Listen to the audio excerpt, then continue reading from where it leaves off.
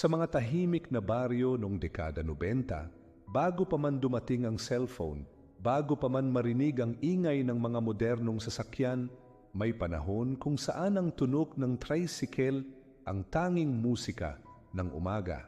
Ang ugong ng makina sa madilim na kalsada, ang liwanag ng ilaw nito sa hamog ng madaling araw, iyon ang sinyales ng isang amang nagsisimula ng araw, dala ang pag-asang mabuhay ang pamilya sa bawat biyahe.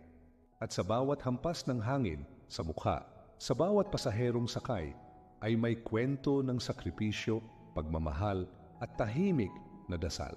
Dahil nung dekada 90, hindi lahat may marangyang sasakyan, hindi lahat may oportunidad. Pero bawat isa may kanya-kanyang paraan para lumaban sa hirap ng buhay. Sa gabing ito, bago mo ipikit ang iyong mga mata, nais kitang anyayahan na muling balikan ang panahong iyon. Ang panahong simpleng ugong ng makina ay musika ng pag-asa at ang bawat gulong ng tricycle ay simbolo ng tatag at pagmamahal ng isang ama. Kaya sa lahat ng ating tagapakinig, lalo na sa mga anak na lumaki sa hirap ngunit puno ng pagmamahal, at sa mga magulang na hindi kailanman sumuko para sa kinabukasan ng kanilang mga anak, itong kwentong ito ay para sa inyo. At ito ang ating kwento ngayong gabi. Ang tricycle na bumuhay sa amin. Noong unang bahagi ng dekada 90, sa isang baryong napapaligiran ng palayan sa San Isidro, nakatira ang aming pamilya, si Tatay Lando, si Nanay Mila at kaming tatlong magkakapatid. Si Tatay ay dating kargador sa palengke. Tuwing madaling araw, dala niya ang malaking bayong ng isda at gulay habang binabagtas ang maalikabok na daan patungong bayan. Ngunit dumating ang araw na nagkasakit siya sa likod, isang karaniwang karamdaman sa mga sanay magbuhat. Doon nagsimula ang aming paghina. Wala nang tuloy-tuloy na kita, madalas sa tinapay at kape na lang kami kumakain sa umaga. Sa bawat gabi, naririnig ko ang mahihinang pag-uusap ni na tatay at nanay sa tapat ng lamparang umiilaw ng mahina. Kung may sarili lang sana tayong pagkakakitaan. Hanggang isang araw, may kaibigang dumalaw kay tatay. May dala itong lumang tricycle, kalawangin, may sira sa gulong at halos hindi na umaandar.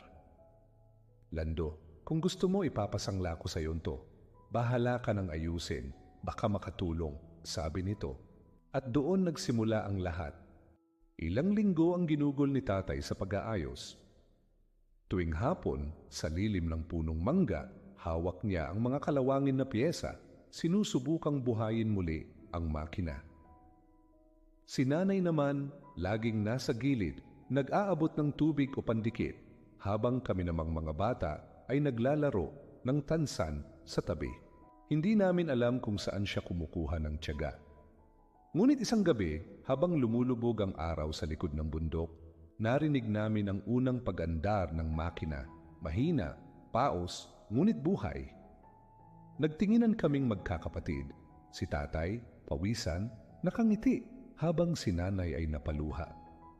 Buhay na ulit ang kabuhayan natin, sabi niya, sabay haplos sa kalawangin ngunit matibay na sidecar. Mula noon, ang tricycle ang naging puso ng aming araw-araw. Bawat madaling araw, si tatay ay bumiyahe na, nag-aakyat ng mga gulay, nagsasakay ng mga estudyante, at minsan ay nagde-deliver ng yero o sako ng bigas. Tuwing Sabado, sinasama niya ako. Nakaupo ako sa gilid ng sidecar at ramdam ko ang hangin sa mukha habang dumadaan kami sa mga palayan.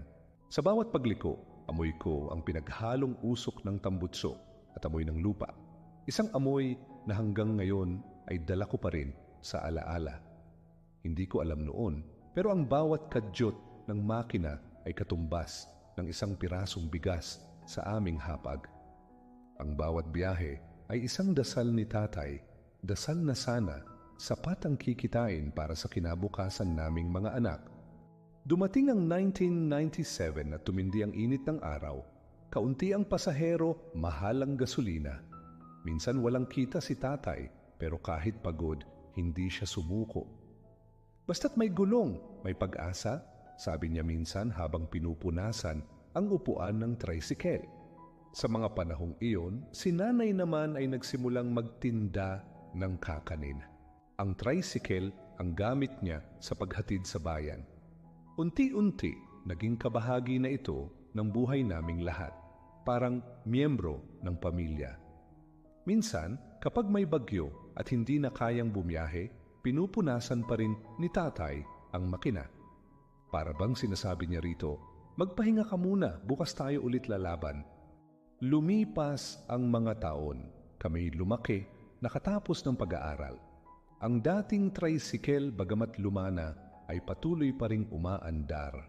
Nang ako'y makapagtrabaho na sa Maynila, naisip kong ibili si tatay ng bagong motor. Pero nang makita ko siyang nakasakay pa rin sa lumang tricycle, napangiti na lang ako na, "Anak, wag mo nang palitan to." Yan ang bumuhay sa atin. "Diyan ko kayo pinangarap," sabi niya habang hinahaplos ang manibela. Ngayon nakaparada na sa likod ng bahay ang tricycle. Kalawangin na hindi na umaandar, pero bawat tuldok ng pintura, bawat gasgas ay may kasaysayan. Tuwing umuuwi ako sa baryo, nauupo ako sa tabi nito, at kapag dumidilim na ang paligid at ang mga kuliglig ay muling humuhuni, naririnig ko sa hangin ang dating ugong ng makina, tila paalala ng mga sakripisyo at pagmamahal ng isang ama. At ngayong tahimik na ang paligid, habang marahan ng pinipikit ng gabi ang iyong mga mata, isipin mo rin marahil ang mga tricycle ko sa buhay mo. Hindi man sila makina o bakal, pero sila yung mga taong walang sawang nagbuhat, nagtiyaga, at nagmahal sa'yo nang walang hinihinging kapalit. Maaaring tatay mo rin ang unang gising sa umaga, o nanay mong nagtitinda ng kakanin sa gilid ng daan, o lolo't lola mong tahimik na nagdasal para sa iyong tagumpay. Ang bawat ugong ng makina noon ay dasal ng pag-asa, at ang bawat biyahe ay simbolo ng pagmamahal. Kaya bago mo ipikit ang iyong mga mata ngayong gabi, pasalamatan mo sila. Ang mga taong bumuhay sa iyo, ang mga taong patuloy na lumalaban para sa iyo, kahit sila mismo ay pagod na. At sana sa bawat paggising mo bukas, bitbit mo ang aral ng gabing ito, na sa bawat gulong ng buhay, huwag kang bibitaw dahil minsan sa lumang makina nandoon ang pinakamatibay na puso.